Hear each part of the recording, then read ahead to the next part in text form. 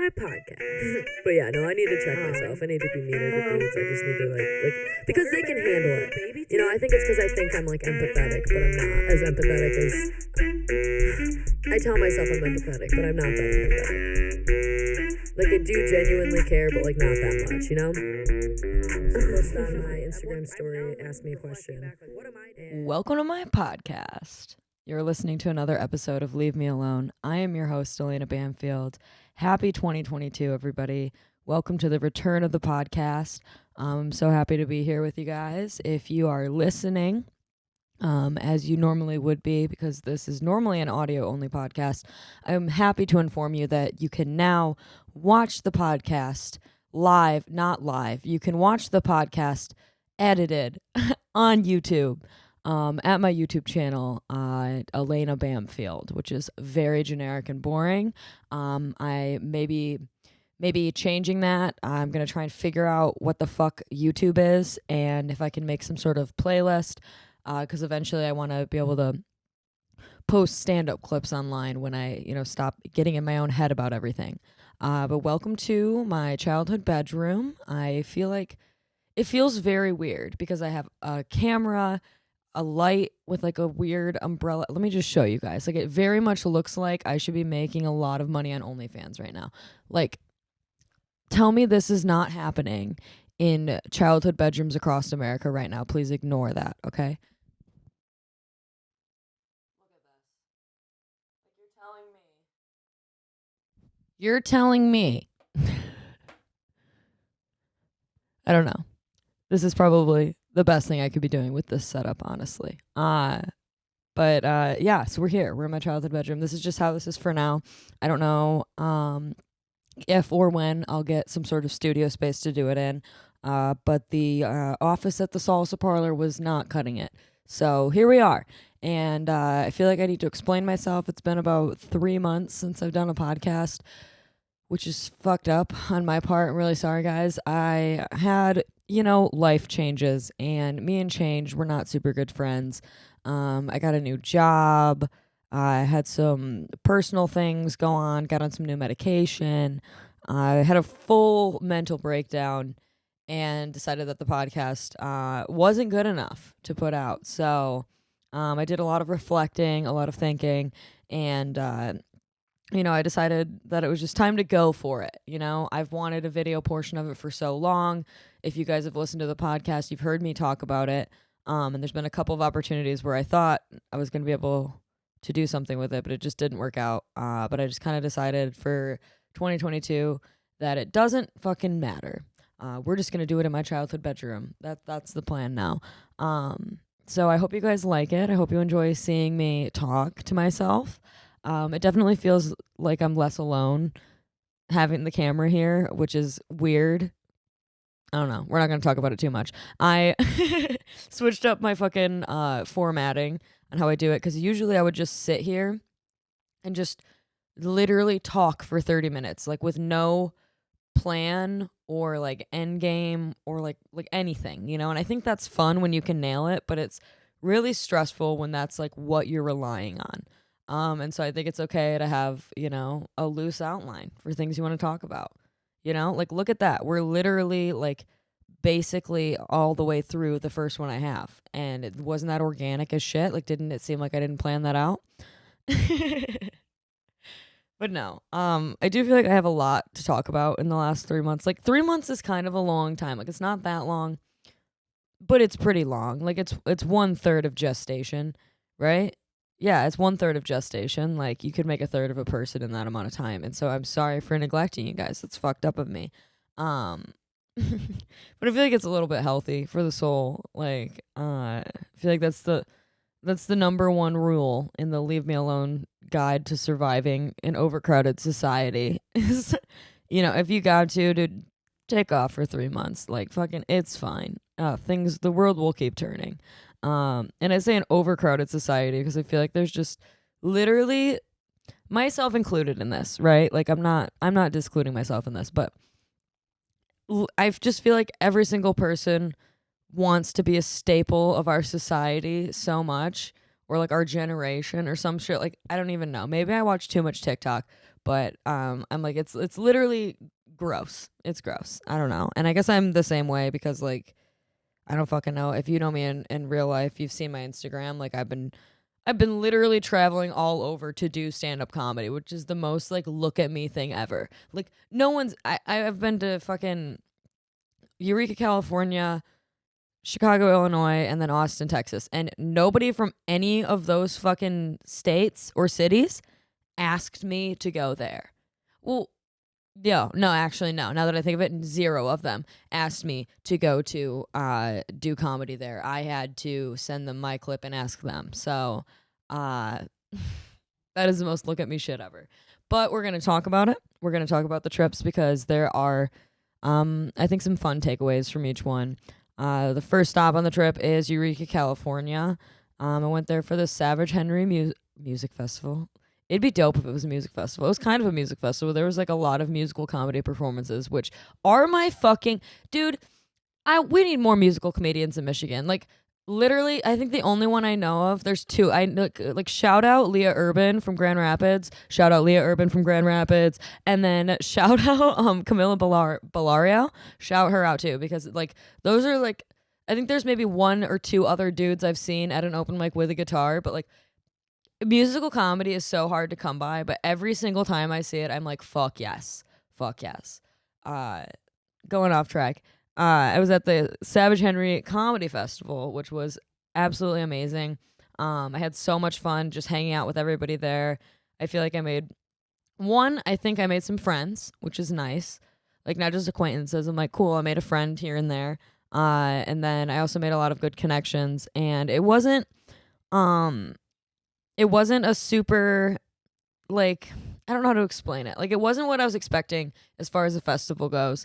But I was really thankful for the experience. I got to go with a lot of Lansing comedians, and all of them were more, like, I was the least experienced of the Lansing crew that went by far. And so it was an honor to go out there and represent my state. And, I got to see the fucking redwood forest, bro. You ever seen the redwood forest? Like, goddamn dogs. Have you ever seen a tree that's like 700 years old? Because I have, and I smoked a bowl in it. And I posted the picture to Instagram, and I think that that's illegal.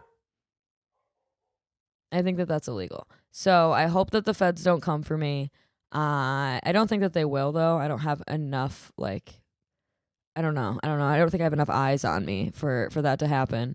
San Diego comedians made that very clear that I do not have a big enough following to do anything. So, getting petty on the pod, that is not what we're talking about. But the Redwood Forest was fucking dope. The entire time we were there, it was in October. So it was like the time when pine cones can fall. And I saw a couple of them on the ground, dude, bigger than my head. Like the size of my, like longer than my head, but the girth of it. And the whole time we were I was paranoid. Like I smoked the bowl in the fucking trunk of the redwood tree. And then like 15 minutes later, we were walking through the forest and I saw one of those on the ground and I was like, oh my God. What if this falls and hits me or somebody, God forbid, me or somebody else on the head? Holy shit. Like, if it was me, at least I'd be knocked out, like, for the experience, you know?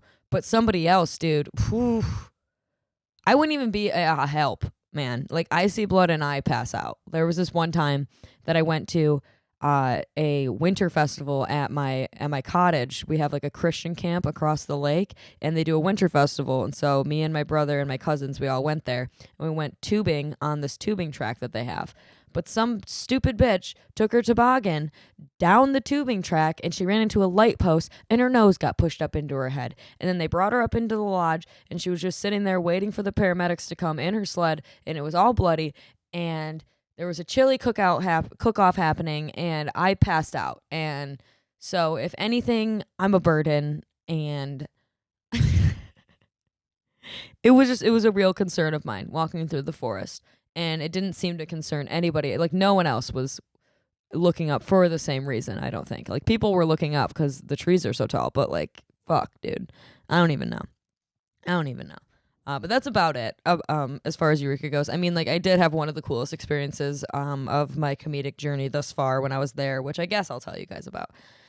if you insist. I'm not gonna mention. I basically, well, the only thing that happened was I got called funny by someone that I view as very established, and I think they'll be a household name eventually in the next 5 to 10 years. Like, they're a very good comedian, and I will not name drop them. But I did a show. This was the only show of the festival that I felt wasn't as strong as the other productions that they had put together. It was a 5 p.m. like matinee like marijuana dispensary show, and there was only one fella from the street that came in, but God bless his soul, he sat and he stayed through the entire thing, and he laughed. And it wouldn't have been as bad if it wasn't like me and the Lansing crew on the lineup. It was me and a couple people from the Lansing crew on the lineup, I think. And so like I didn't have a new like even like audience of comedians, if that makes any sense. Like, sometimes you travel to a new place and it's still exciting to do your tried and true stuff because you don't know any of the comedians there, and so like they're gonna get to hear it for the first time. But that wasn't the thing that was happening here either. But it turns out that this comedian that was on the festival that I admire came in during my set, or maybe the set before mine, I'm not sure, but I didn't know that they were there.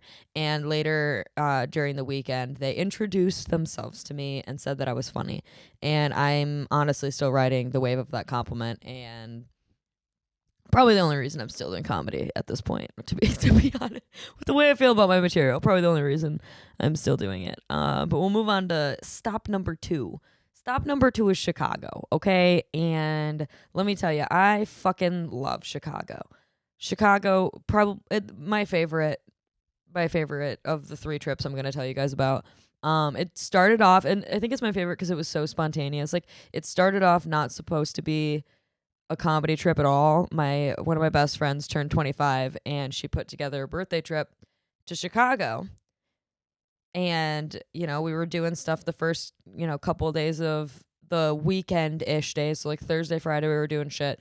And I just kind of decided last minute, I was like, I'm gonna put a little run together, So I hit up a couple people that I knew out in Chicago. Shout out Mike O'Keefe. Shout out fucking Aaron Putnam. Thank you guys for sending my clip around. Appreciate that. Got to do... like, honestly, put together a pretty good run. Like, I went out there and I saw Kate Carmody. Shout out Kate Carmody. The Return podcast is just me shouting people out. But no, Kate Carmody is a former Grand Rapids comedian that just moved to Chicago, and so it was really nice to go see her for the tail end of that trip and do some comedy. And we went out. I got to we did a couple open mics, which were fine. Like, open mics are kind of the same no matter where you go. But then we went to the Lincoln Lodge, which is a place I didn't know existed until I got there. But the Lincoln Lodge, to my knowledge, is basically like, we'll call it an establishment. I don't really know. It's like, it's got a bar in it, but it's just got like a bunch of these like weird different rooms. I'd say there's maybe like, I don't know, like 6 to 10 different rooms, and each room that you open up has a small stage and like tables and chairs, and it's like, it's a performance room. And so me and Kate had went there on a Sunday thinking that they may have some sort of like open mic rotation happening in one of these rooms, and turns out we were wrong. But the guy that was running the showcase was super fucking cool. He literally looked at me and he was like, well, do you want to do a guest spot on the showcase? And I was like, oh, I mean, yeah, as long as it's not gonna like fuck up your lineup or anything. And he was like, no, you came out here to do comedy, didn't you? And I was like, that is the energy we need, buddy. God, I think his name was Evan Hull. Fuck yeah. I hope it was Evan Hull. Shout out Evan Hull from Chicago. But no, that was super fun. The Lincoln Lodge was really fun. And then I managed to weasel my way onto an open mic at the Comedy Bar, which was like my favorite set of the entire weekend was probably at Comedy Bar. Like, I felt really good getting off stage, and I saw like great talent. I don't know. It was just, it's always fun to be a part of a great show. And that one was really good. So shout out Comedy Bar. Thank you guys for real. And then I did I also weaseled my way onto the Laugh Factory open mic. So I am super thankful for both of those opportunities. All of the sets pretty much, I mean, didn't feel like I bombed at any of them. I mean, they laughed, but I felt like I always feel like a hack because whenever I'm doing, I don't know, I call it my 7 or whatever, but it's whenever I do my 7, even if I'm doing 15 and the next like 8 of it is all new, like there's just something about the like 7 to 10 that I've ran over the past 6 months that I'm just like, okay, it works. Like, stop saying it at open mics. Like, I don't know. Not to say that anything I'm saying is done ever, but like, I'm just sick of saying it, I guess. And that just kind of like happens.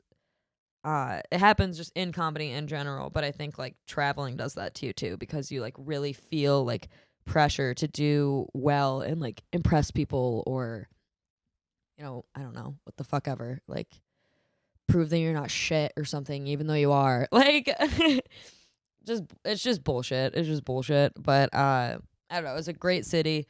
I really liked it. Like, honestly, a strong second to New York. Like, if I have to, like, if something happens to New York and it, like, disappears or like breaks off into the ocean or something, like, Chicago is a strong second. Like, I like the city a lot. I like that there's a subway or a train, whatever the fuck you're supposed to say.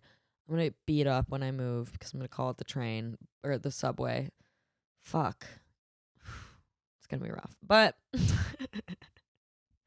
but I feel like it's a smaller Chicago like reminds me of like a smaller, more manageable New York. But it also seems like a more dangerous New York somehow. Somehow Chicago, like I felt better walking alone in New York than I did in Chicago. In fact, I did not walk alone in Chicago ever. So that's good. Shout out Chicago. Love you guys. Coming back soon. My last stop on my last stop on the tour here for you guys is Austin, Texas, and it's last for good reason. And that's listen. I am not hating on you if you move to Texas or if you think Austin, Texas is great or if you love their comedy scene or anything. This is all my opinion, right? And unfortunately, you're listening to a solo podcast, and so my opinion is the only one that you're gonna get. And I didn't like Austin that much. That's not to say I didn't see great talent. That's not to say that I didn't meet people that I think I vibed with. And that's not to say that I don't think that it could be a good scene. I just don't think it's the scene for me. And while I did not go there with the intention of moving there, like I just wanted to go check out the scene, it just like it really, I guess it made me feel better about my decision because in the back of my head, I feel like if I never went to Austin, I would always kind of be questioning if it was the better move, I guess. But I guess for me, just looking at Austin from like as an outsider, looking at the part of the scene that I interacted with, and I did some good shows, right? Like I did some good showcases. I did this really fun show. It's called Backyard Sluts. You guys should check out. They have an Instagram. It's called Backyard Sluts. I'll put it all in the fucking description, so you don't even have to stay here. Don't stop watching me. But I did that. That show was super fun. God, I don't even know. I did some fun showcases. 121 was fun. There was a lot of different things that I did that were fun. But just from the outside looking in, I just don't know if there's like a ton of opportunity like for growth outside of putting your name in the bucket for Kill Tony every Monday. And like that sounds like jaded or shady, and like there might be some Austin comics like screaming at the screen right now. Like I'm probably wrong, but just like the week that I spent there, like I saw the same people at the same mics. I did 3 minutes for the same group of 30 comedians at the Creek in the Cave every fucking night. They were all there, like everyone, like you know what I mean. Like it's just it made me appreciate my scene for sure. And I think I say that after every trip, but it's true. Like it made me appreciate my scene. Like going out and doing, those short open mics in front of just comics that don't even want to hear what you have to say. It just really makes you appreciate the 7 to 10 minutes of stage time that you get in front of unsuspecting bar customers. Like they might not like have came to watch comedy, but like they're an audience, you know? They're not comedians. And so I don't know. I don't know. Pros and cons, pros and cons. But I went to Kill Tony, didn't get pulled. Honestly think it's probably a good thing. That's not to say that the next time I'm in Austin or near a Kill Tony show that I won't put my name in the bucket. Like, I'm not fucking fooling myself. I'm gonna do it. But like, I don't know. The show that I did watch it was just very Dance Monkey dance for me. And like, that's just kind of like, I don't know. I think I can do it without doing that, I guess. And it's just like, Austin's just another one of those places that like honestly made me go like, I just want to get really, really good.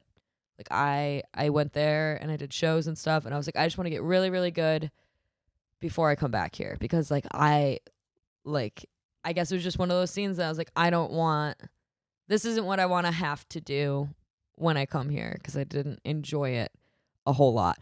Then Austin itself, weird place. They're nailing it. They're nailing their slogan. Austin is weird. I had a fuck ton of fun though, like on the trip. Like, don't get me wrong, I had so much fun just like viewing the comedy scene itself. It just like wasn't necessarily what I thought it was going to be. And like, I don't know if I just think I made the right call. I'm so young in my comedy career. I do not need to like cater my comedic stylings to, I guess, like a Death Squad Joe Rogan crowd, I guess. Like, that's just like not. And I enjoy that brand of comedy. I mean, I watch Tony Hinchcliffe and shit. Like, I'm a fan, bruh. It's just not the type of shit that I do. So that's fine. But yeah, I don't know. It's just comedy. The more I do this, the more I sound like an old. I sound like I think I know what I'm talking about. But for real, in the 2 fucking years, I hit my 2-year milestone in November. So kudos to me. But in my 2 years, I'm just realizing the comedy is fucking comedy, and there's literally like there's no escaping it. Like, if you're gonna do it, there's no escaping it. Like, it's a roller coaster the whole way through. Like, I've described comedy and continue to describe comedy as a tunnel that is painted on a brick wall. I don't know if you guys are familiar with Wile E. Coyote and the Roadrunner, that cartoon, that fun one from our childhood. Probably not even our childhood, probably our parents' childhood. Depends on how old you are when you're watching this video. I'm 25. Had a birthday as well in the last 3 months. Happy birthday to me. Back to the comedy analogy. So comedy is a tunnel painted on a brick wall. And I feel like when you start out comedy, you look at it and that painting looks really fucking realistic. Like, when you first start comedy, you're like, oh, I see the light. And you just start sprinting. You're hitting every fucking open mic you can. You're like telling people about it. I heard an open micer say this recently. They're like, it was like fucking February or something. This wasn't recently, but like it was like the beginning of the year, and they're like, I've done 22 mics already. And I'm like, I've done that too. And I'm not telling you not to do it. I'm just saying that like it just fucking drains your bank account and wears you out, dude. Like, especially if you're not saying new shit. If you've went on stage 22 times, this is just the example number that I'm using. I'm like really not calling anyone out, but like for real, if you went on stage 22 times and you did like a new fucking whatever each time, or did like a new joke mixed in each time, then like, yeah, that's like totally fine. I guess what the fuck am I talking about? I don't even know. Now my imposter syndrome's kicking in. It's like, what the fuck do you know, Alaina? You might have to maybe you should try doing a joke 22 different ways. You know what? Maybe I should. Fuck it. Scratch that. Cut it. But it is like that. When you first start, you like think you can see the light, and you like do stupid shit like I'm doing now. Like, I started this podcast when I first started doing comedy, because I was like, oh yeah, like I see what I need to do. Like, oh, I'm gonna start a podcast, and like people are gonna start watching that. Hilarious. But whatever. It's just it's whatever. Like, comedy is weird because there's no like real blueprint for it, unless you get in like at a club, I guess, or something. But like, and like start doing like MC at a featured headlining, but that doesn't even really happen either. Um, but I don't know. I'm fucking up my whole analogy thing, but once you get to the goddamn wall, dude, like everyone hits the wall eventually. And you look up and you realize that it was a wall like the entire time. Like it was never a tunnel. It was always a wall. And it's, you know, it's too tall to climb. You can't climb over the wall. And you just kind of got to start fucking, I don't know, pounding your fists at it. Every time you get on stage, the comedy gods hand you a pickaxe, or maybe they don't hand you a pickaxe. Maybe sometimes you just get a hammer, or like you know, I don't know, a fork or nothing. Like sometimes you bomb, you don't get anything. I don't know. And you just kind of chip away and hope that that wall, you know, the light that was painted on that tunnel eventually becomes actual light, and you're successful. Hallelujah. Um, I don't know.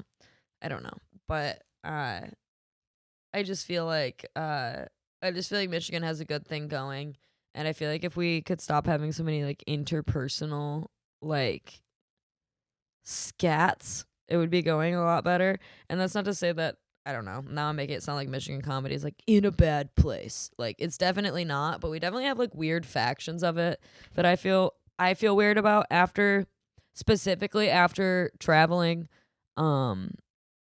like in the past 3 months. I mean, I've went 3 different places in the last 3 months and seen 3 different scenes, and like I don't know, dude, it really is like, I don't even know. Like, there is no Lansing comedy. There is no Grand Rapids comedy. There is no Metro Detroit comedy. Like, it's Michigan fucking comedy, you guys. Like, when you leave this state, honestly, the only fucking city that people are going to know from Michigan is Detroit. Like, that's literally the only one. That's the only city in Michigan that you could be like, I'm a Detroit comedian, and people would be like, oh, fuck yeah. Like, I know where that is, or what, like, that's it. Like, if you went, like, I literally, like, yeah, I was telling people, like, at that Savage Henry fucking comedy festival, I was like, yeah, I'm from Lansing, and they're like, where? And I'm like, Detroit. Like, they don't know where the fuck that is. They don't know where Grand Rapids is. They don't know where Kalamazoo is. Like, that's not, I don't know. I don't want to say that's not a comedy scene. Like, it is, because I guess it's an hour away from the next group of people who do comedy, but like, there's not that many of us, bro. I have a list of all of you. Like, I have a list of all of you on a spreadsheet for Ellis and stuff, which we will get to very soon. But yeah, I can fit y'all on one spreadsheet. So like, we're in this together, and I just wanted to bring some unity going into 2022. Fucking sue me. But I don't know. Traveling also pushes me to write more. I've found, like, cause like I was saying earlier, like you go to a new place and then you want to be successful or whatever. You want people to like view you as funny or what the fuck ever. And so you do all your jokes. You do your fucking jokey jokes, the ones that you know that work. I had to have at least one burp on the podcast. But you do the jokes that work, and then by the end of the week or whatever, you're tired of it. You feel like a hack. You feel like shit. And so what I like to do is to try and write more, and really, really, really hit a wall with the writer's block in the past month, I'd say. And so I reached out to some comedians, mostly mostly Ann Arbor, Metro Detroit people that hit me up. I did do some Zoom stuff with some Grand Rapids people, but it's been helping a fuck ton. Like, that's one of my favorite things about having friends in comedy, is that friends in comedy are not necessarily from your same age group or from your same you know, upbringing or background or ethnic heritage or whatever. Like, they're just unique individuals, and they each one brings their own unique perspective to a joke, and I absolutely love it. And I'm actually pretty happy. I'd say I have about 5, maybe 7 new minutes of material. And is it good? Probably not. But as a great comedian who once told as a great comedian who once told me I was funny, I commented on my Instagram post one time. I have to read it word for word. So all that matters is that you're trying to write. The act is more important than the product. And I think that's true. And it resonates with me so much that I might just tattoo it on my body. Just fully down the spine. The act is more important than the product. And that would be fucking motivational if you were having sex with me. The act is more important than the product down my spine? Are you kidding me? Goddamn, I'm on fire. But I'm just kidding. If you guys if you're interested in the new 5 to 7 that I have, I am proud to announce that the Ellison open mic is returning Tuesdays at 8 p.m. At Ellison Brewery in East Lansing, and that is 4903 Dawn Avenue. Gonna double check that address, but I'm pretty sure it's 4903 Dawn Avenue, and that's 8 p.m. on Tuesdays. Tried to step away, so Ellison just keeps falling back into my lap. I keep trying to just, fucking leave it at the fire station, and somehow it just ends up back in my lawn, and I don't know what to do about it other than just to take it on, just full on now. So I got a team of like 6 or 7 comedians from Lansing. They're all super funny, good friends of mine. Really trust them to, fucking care about it the way that I care about it. And I'm really excited for what we're gonna be able to do in 2022. The patio space that we used to do the podcast that we used to do the open mic in, was just kind of like a graduation tent set up with like little heaters inside of it, and it was real noisy, was real loud, it would get cold, it would get too hot, buggy. It was shit, right? But they just redid it. They have a brand new enclosed patio space. We're going to be able to close that garage door so that the patio is just all comedy people. And I'm really stoked to have like just an exclusive little space of the brewery that they're going to let us use for 2 hours on every Tuesday night. So tell your friends. Check it out. If you're a comedian, check out MCN. I'm going to be making a post soon. Handpicking the lineups for January. Not just me, everybody. That collective 7 that I got helping me out. We are going to be picking out the month of January just because I got the green light a little bit late. Got the green light a little bit late into December to be asking people to submit for the show. So submissions will be open for February, and I'm really fucking excited for what we're gonna be able to do. And there's other shit that I want to talk about, but with Ellison, but I'm afraid that if I say it, the universe will take it away from me. So I'm just gonna keep my mouth shut, and you're just gonna have to keep tuning in every week if you want to figure out what the fuck's going on. But no, in closing, I will be fucking, let me grab my phone because I just got a couple other ones too. I will be performing at Brett Hayden's Comedy Rumble in January. And briefly, I'll tell you guys about the last one I did. So this past month, I did a Comedy Rumble at the Ann Arbor Comedy Showcase. And it was my first Comedy Rumble that I ever advanced in. So normally I go to Comedy Rumble and I just like show up with a warm feeling in my heart because I know that I'm going to get to see a lot of great comedians and people I kind of don't get to see a lot, and I'm going to get to see them do, I don't know, their best fucking 90 seconds of jokes. If you don't know what Comedy Rumble is, it's 30 comedians doing 90 seconds. And then there's a qualifying round where 4 comedians do an additional 90 seconds, and then a winner is picked from those 4 comedians. And I advanced into that second round, and that was super exciting. There was fucking 3 Lansing people in the final round. It was Nicole Melnick, shout out to her, funniest comedian in Lansing. Fucking check that shit out in the Lansing City Pulse. It's true. And then Trevor Tress and I, and then another man who was also very funny, but I cannot remember your name. I'm so sorry, sir. But we were all in the qualifying round, and then it ended up going to a tie, so sudden death between me and Trevor, and he rightfully took the crown home. And I was like totally fine with it until I realized that like I had to drive him home, and then I was like, I feel now this feels weird that I'm chauffeuring you. You know, like before I was happy for you. Now I'm like, you drive, right? And but no, super great experience. So I'm doing that. That is, so we've got the return of Allison on January 4th. Be there or be fucking square. And then that's every Tuesday at 8 p.m. Super excited to see you guys. I am going to be performing at Brett Hayden's Comedy Rumble at Mark Ridley's Comedy Castle. Mouthful. January 18th.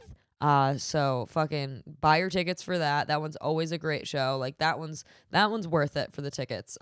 Something crazy is always happening somewhere in the mix. Like you get a lot of like good straight up stand up, and then some people are just really having fun with their 90 seconds, and that's what makes it so special. And then I will be at fucking January 22nd. I am gonna be at Laughs in the Pack, which is Jen Frasinia, the wonderful Jen Frasinia with Flashy Flamingos Productions. She has a great show in Grand Rapids at an indoor dog park, and so I will be doing that January 22nd of 2022, which is, damn, if it was February 2nd, 2022, it would be like angel numbers or whatever the fuck TikTok girls say. But, but I think that's all I have planned so far for January as far as like show things go. So hit me up if you got stage time, dude. I'm fucking into it. But thank you guys for hanging out.